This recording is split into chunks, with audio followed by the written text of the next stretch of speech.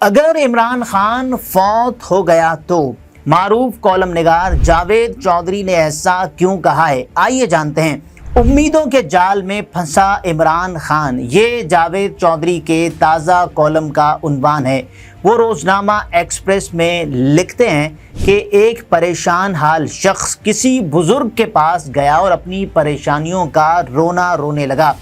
بزرگ اندر گیا اور میلی کچیلی گندی پتیلی لے آیا اور اسے دے کر کہا، تم اسے دھو کر لاؤ، تمہاری پریشانی ختم ہو جائے گی۔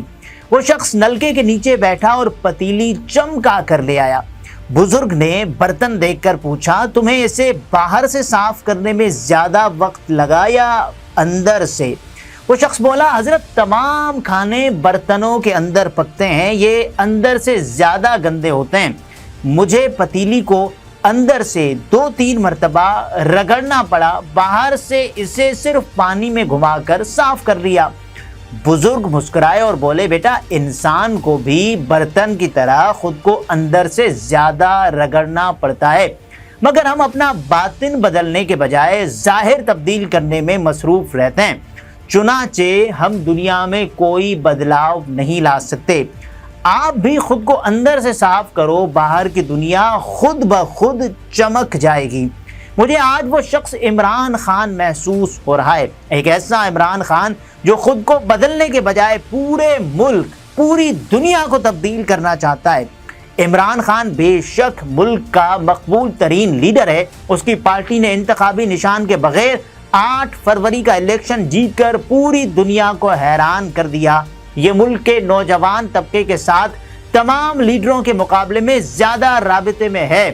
یہ آج بھی کروڑوں لوگوں کی امید ہے اور عوام نے کے پی میں انتہائی افسوسناک پرفارمنس کے باوجود اسے تیسری مرتبہ اقتدار دیا۔ عمران خان کے مقابلے میں تمام سیاسی جماعتیں اور قائدین کریڈیبلٹی اور عوامی حمایت کھو چکے ہیں۔ آج میاں نواز شریف اور آصف علی زرداری کہاں کھڑے ہیں اور ایم کیو ایم کے ساکھ کی کیا حالت ہے، ہم سب اچھی طرح جانتے ہیں، لیکن اس کے باوجود عمران خان کہاں ہیں؟ یہ ایک صوبے میں 2/3 اکثریتی حکومت، سب سے بڑے ووٹ بینک اور قومی اسمبلی اور سینٹ میں اکثریتی پارٹی کے باوجود بیگم صاحبہ سمیت جیل میں ہیں، جبکہ علی امین گنڈاپور اقتدار کو انجوائے کر رہے ہیں۔ وزیر اعلیٰ نے 7 ماہ کے اقتدار میں صوبے میں تنکا دہرا نہیں کیا، لیکن یہ اس کے باوجود ماچو مین بن کر پھر رہے ہیں۔ حالت یہ ہے کہ اتوار کو مالم جبہ میں 10 یورپی سفیروں کے قافلے پر بم حملہ ہو گیا، پولیس اہلکار شہید اور 4 زخمی ہو گئے، لیکن وزیر اعلیٰ پوری صوبائی حکومت کے ساتھ لاہور فتح کر رہے تھے۔ دوسری طرف گوہر خان اور عمر ایوب بھی قومی اسمبلی کے مزے لوٹ رہے ہیں اور عارف الوی اور اسد قیصر مولانا فضل الرحمان کی خدمت میں مصروف ہیں۔ چنانچہ عمران خان کو ان سب کا کیا فائدہ ہوا؟ انہیں اس مقبولیت، ایک صوبے میں اقتدار اور قومی اسمبلی اور سینٹ میں اکثریت سے کیا ملا؟ کیا عمران خان کی جیل کا فائدہ مولانا فضل الرحمان نہیں اٹھا رہے؟ کیا ان کی بارگیننگ پوزیشن بہتر نہیں ہو رہی؟ اور کیا اس کا فائدہ میاں شہباز شریف اور آصف علی زرداری نہیں اٹھا رہے؟ یہ اگر آج وزیر اعظم اور صدر ہیں تو اس کی واحد وجہ عمران خان ہیں۔ اگر عمران خان ضد نہ کرتے، یہ باغی نہ بنتے، آج زرداری صاحب صدر ہوتے، نہ شہباز شریف وزیر اعظم۔ پیپلز پارٹی اور نون لیگ بھی 10 سیٹوں تک محدود ہو چکی ہوتی۔ چنانچہ سوال یہ ہے، ان تمام کمالات کا عمران خان کو کیا فائدہ ہوا؟ ان کی سختیوں میں تو روز بروز اضافہ ہو رہا ہے۔ عمران خان دل پر ہاتھ رکھ کر جواب دیں، کیا سیاست کا مقصد اقتدار میں آ کر اپنی پالیسیوں پر عمل کرنا نہیں ہوتا؟ اور اگر یہ نہیں ہوتا تو پھر اس کا مقصد کیا ہے؟ آپ کو اگر اقتدار میں نہیں آنا، آپ نے اگر اپنی پالیسیوں پر عمل نہیں کرنا، آپ نے اگر عوام کی حالت نہیں بدلنی، تو پھر آپ سیاست کیوں کر رہے ہیں؟ آپ نے اگر ورلڈ کپ یا ٹرافی نہیں لینی تو پھر آپ کھیل کیوں رہے ہیں؟ آپ نے اگر جیل میں ہی رہنا ہے تو پھر سیاست کیوں کر رہے ہیں؟ چھوڑ دیں اسے۔ میرا خیال ہے عمران خان کو اب ٹھنڈے دل و دماغ سے اپنے برتن باہر کے بجائے اندر سے دھونے چاہیے۔ اسے اب بیٹھ کر ٹھنڈے دل و دماغ سے اپنی حکمت عملی پر غور کرنا چاہیے۔ اسے اب جان لینا چاہیے ریاست اور اسٹیبلشمنٹ ایک شخص اور ایک جماعت سے زیادہ مضبوط ہوتی ہے۔ آپ اسے جتنا پش کرتے جائیں یہ اتنی ہی مضبوط ہوتی جاتی ہے۔ آپ دیکھ لیں، حکومت اگر اپنی آئینی ترامیم پارلیمنٹ سے منظور نہیں کرا سکی تو ریاست نے کیا کیا؟ ریاست نے پریکٹس اینڈ پروسیجر ایکٹ میں تبدیلی کر دی۔ کمیٹی میں اب چیف جسٹس اور سینئر ترین جج ہیں اور تیسرے ممبر کا فیصلہ چیف جسٹس کریں گے، اور چیف جسٹس نے آدھے گھنٹے میں جسٹس منیب اختر کی جگہ جسٹس امین الدین خان کو کمیٹی میں شامل کر لیا، جس کے بعد چیف جسٹس کے 2 ووٹ ہو گئے اور جسٹس منصور علی شاہ اکیلے ہو گئے۔ اور اس کے بعد دوسرا، اب سپریم کورٹ پرانے کیسز کا فیصلہ پہلے کرے گی، جس کے بعد آئینی ترامیم اور فارم 47 کے مقدمات کی باری 2032 میں آئے گی۔ اسپیکر قومی اسمبلی نے بھی مخصوص سیٹیں دوبارہ پی ٹی آئی سے چھین لی ہیں۔ اسپیکر کے حکم سے قومی اسمبلی میں ایک بار پھر سنی اتحاد کونسل واپس آ چکی ہے، چنانچہ گورنمنٹ نے 2/3 اکثریت حاصل کر لی ہے۔ یہ اب ترامیم پاس کر لے گی، جس کے بعد جسٹس قاضی فائز عیسیٰ کو مزید 3 سال مل جائیں گے۔ پی ٹی آئی ان ترامیم کو سپریم کورٹ میں چیلنج کرے گی، لیکن نئے قانون کے مطابق اس پٹیشن کی باری 58,000 زیر التوا کیسز کے بعد آئے گی۔ کیا عمران خان اتنے سال جیل میں گزار لیں گے؟ دوسرا، ملک کی معیشت بھی بہتر ہو رہی ہے۔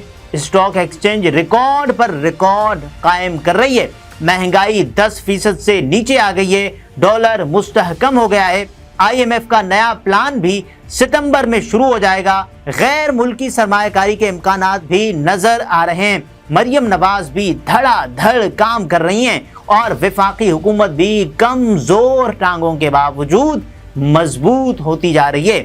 جبکہ عمران خان کہاں کھڑے ہیں؟ جیل میں۔ عمران خان کا خیال تھا عوام بجلی کے بل ادا نہیں کر سکیں گے، یہ باہر آ جائیں گے اور اس کا فائدہ انہیں جیل میں ہوگا، مگر عوام بجلی کا جھٹکا بھی برداشت کر گئے۔ حکومت آئی پی پیز کے ساتھ مذاکرات کر رہی ہے، لبرٹی پاورز کیپیسٹی پیمنٹس معاف کرنے کے لیے تیار ہے۔ حکومت کو امید ہے باقی آئی پی پیز بھی مان جائیں گے، جس کے بعد بجلی سستی ہو جائے گی۔ عمران خان نے جیل سے عوام کو 2 کالز دیں، لیکن دونوں کالز ناکام رہیں۔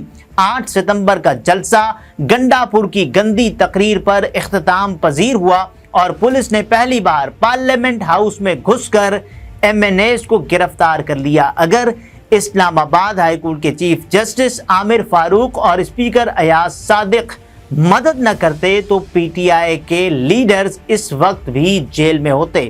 دوسرا، جلسہ 21 ستمبر کو لاہور میں تھا۔